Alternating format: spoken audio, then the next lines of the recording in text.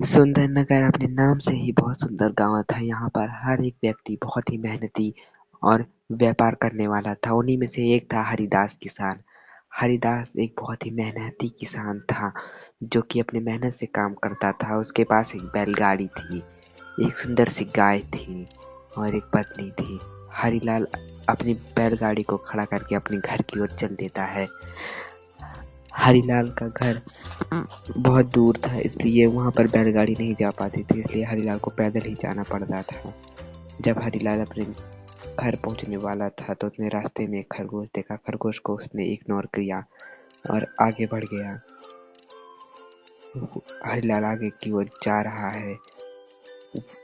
उस हरिलाल के पहुंचते ही उसकी पत्नी ने कहा कि हमारी गाय देखो कितनी बूढ़ी हो गई है, कितना नीचे झुक के खाना खा रही है, वो ठीक से चारा भी नहीं पा पाती है और घर में पैसों की तंगी है, क्यों ना इस बूढ़ी गाय को तुम बेच दो। हरिलाल की पत्नी सुषमा ने ऐसा ही कहा। अब हरिलाल सोचने लगा कि अब इसको कहाँ बेचे, तो सुषमा ने कहा कि तुम सेठ के पास जाओ और सेठ से बोलो क्या आप मेरी गाय खरीदेंगे। तो हरिलाल ऐसा ही करता है और वो सेठ मगनलाल के यहाँ जाता है। तो मगनलाल बोलता है कि ठीक है, मैं तुम्हारी गाय खरीदने के लिए तैयार हूँ। तो हरिलाल ने सेठ से दाम पूछा कि आप कितने में मेरी गाय खरीदना चाहते हैं। सेठ ने कहा कि मैं तुम्हारी गाय खरीदने के पूरे 100 स्वर्ण मुद्राएं दूंगा। अभी ये सुनकर हरिलाल खुश हो जाता है और वो अपने घर के लिए निकल जाता है। और वहाँ पर उसकी पत्नी अपने मायके में बात करती है, तो वो हरिलाल अपनी पत्नी को कहता है कि सेठ ने कहा है कि वो गाय लेने के लिए तैयार है। तो हरिलाल की पत्नी हाँ बोलती है और कहती है ठीक है, ठीक है, आप जाइए सेठ से कह दीजिए कि वो कल गाय लेकर जाएं। और ये कहकर नाराज हो जाती है उनकी पत्नी। सुषमा नाराज हो जाती है।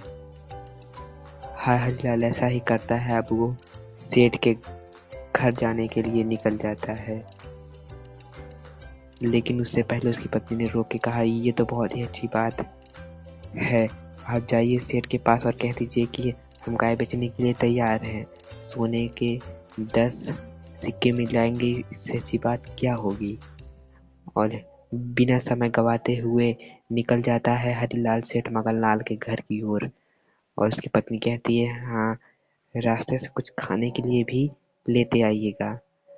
और हरिलाल पहुंच जाता है सेठ मगनलाल के यहाँ। तो मगनलाल सिर हिलाते हुए बोलता है ठीक है, तुम जो कह रहे हो वो ठीक है, मैं कल अपने आदमी के साथ आऊंगा और तुम्हारी गाय लेकर जाऊंगा।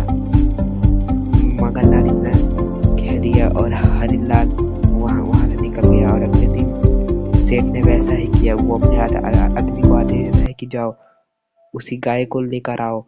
और सुषमा अपने गाय को अच्छे से सहलाती है और उसकी आंखों में आंसू भर जाते हैं कि उसकी प्यारी गाय अब उसे छोड़ के जाने वाली है। अब सेठ उसकी गाय को ले जा रहा था और वहां पर सुषमा रो रही थी। उसको अचानक सदमा लग गया, लेकिन हरिलाल ने अपने दिल में पत्थर रख के अपनी गाय को अलविदा कहा। सुषमा का रो रो कर बुरा हाल था।